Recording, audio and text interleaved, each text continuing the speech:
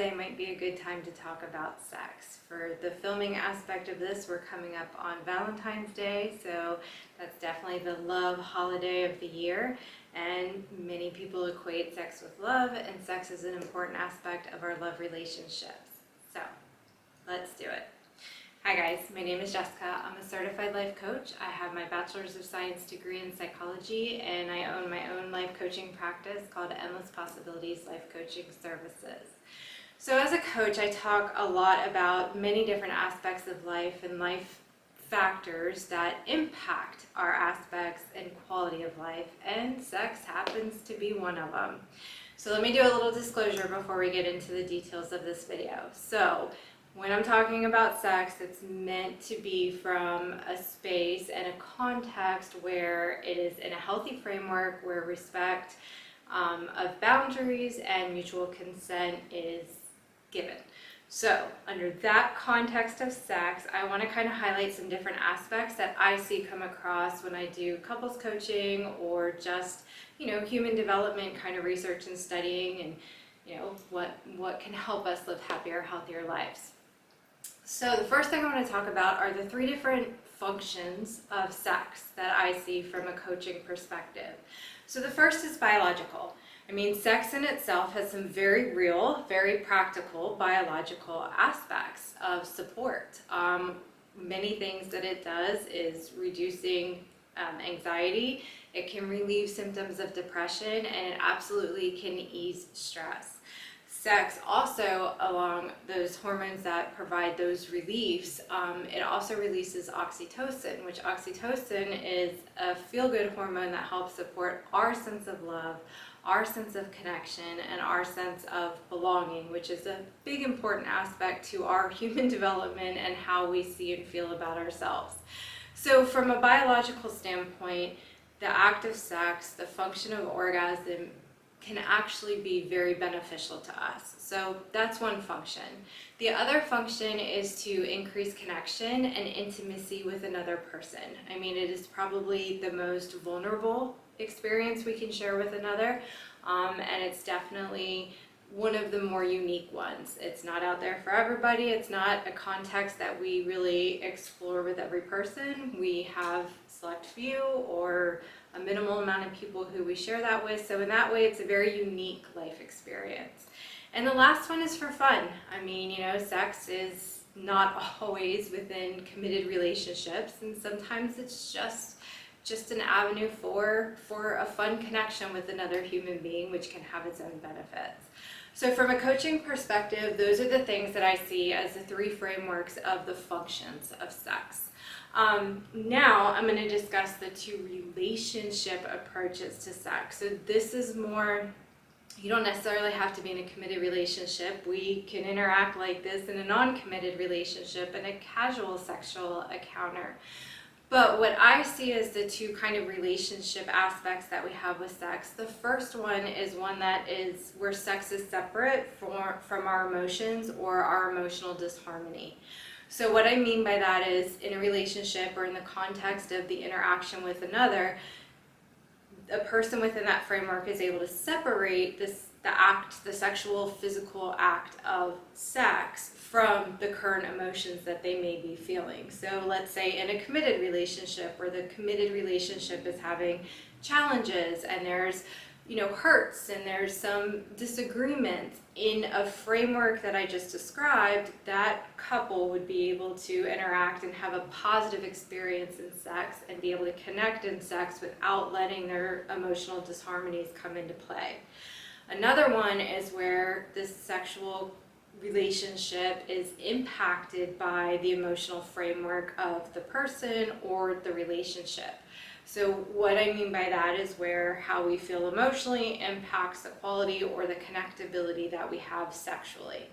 So this is actually a pretty big factor into relationship challenges that I see. Oftentimes relationships that are strained because of life events or experiences or emotional differences often have a sexual component where they're not really in a healthy framework of sex.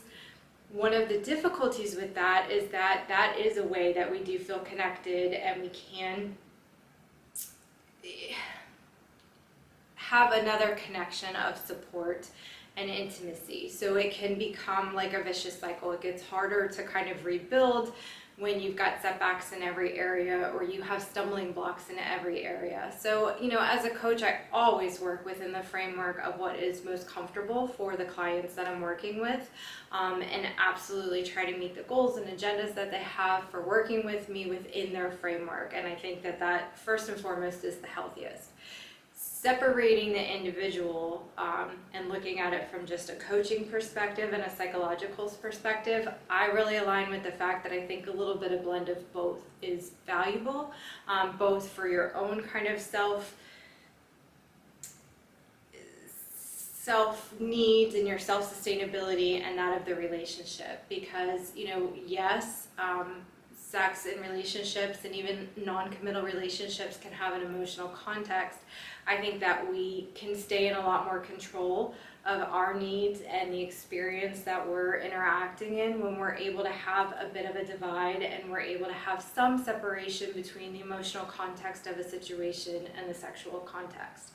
So for that reason, I advocate and think there's mastery in learning how to do a bit of both. I don't think one extreme on either end is the healthiest. I think we miss out on a lot of beneficial experiences if we do that. But again, from a coaching perspective, I absolutely understand people's individual placements within that. So now, how about keeping passion alive? That can be a big challenge in long-term relationships, even just, relationships that are 2 years or just under can have difficulties with this. So there are some things that we can do. The first is taking time to connect with each other in a variety of different ways.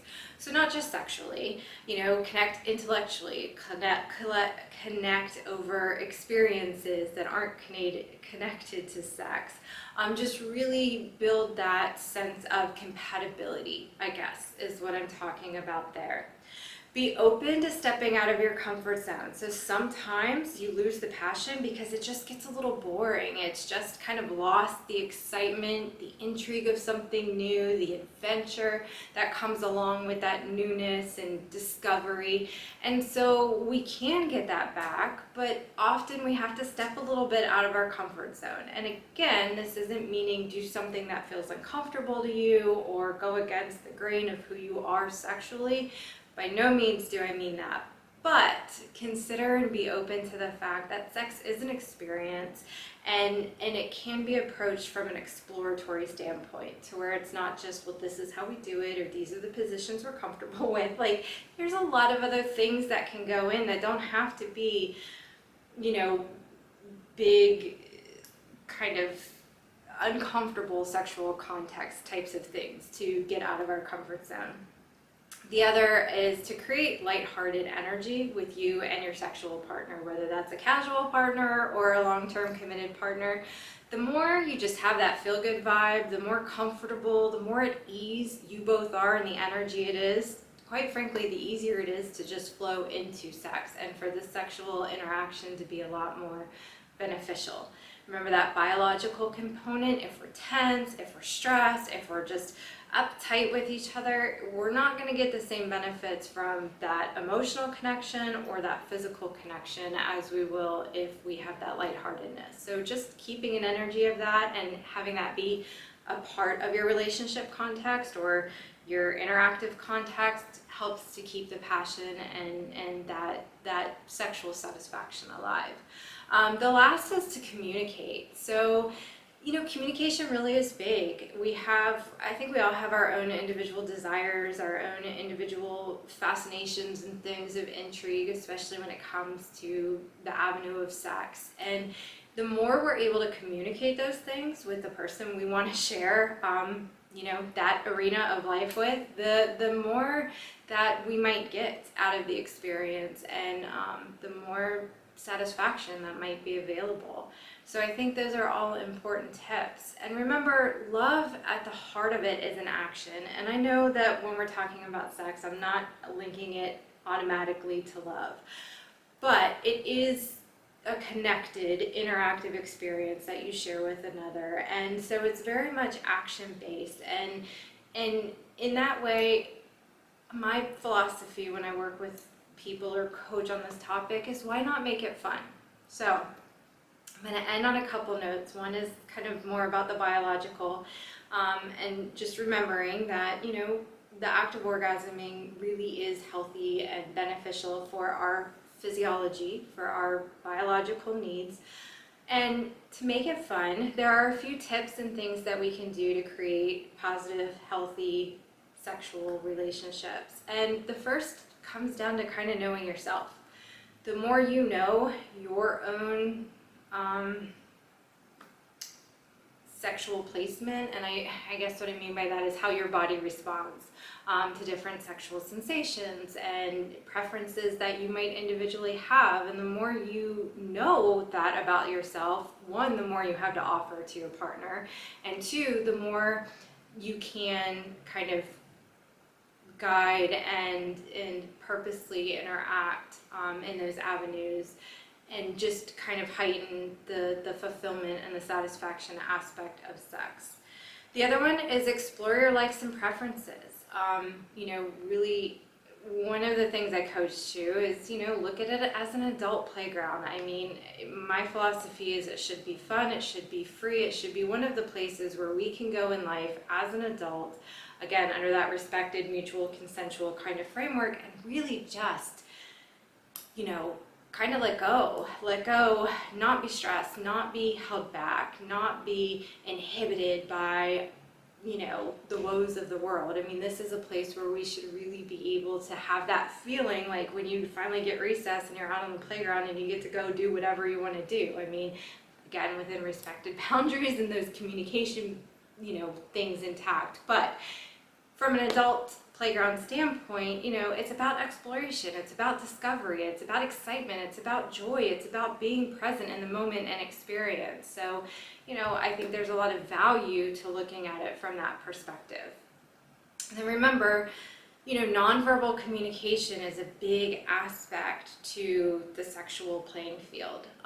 It is a huge part of how people, I think, navigate it.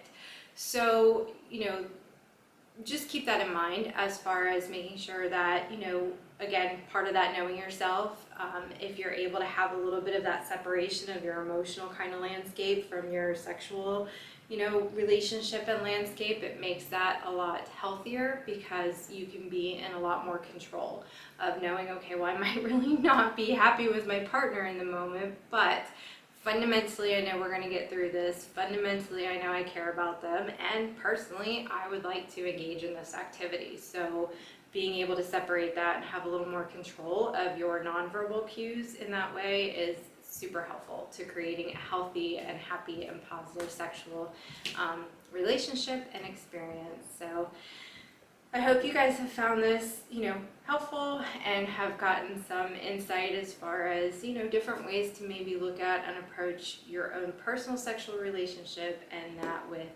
your partner. So, thank you.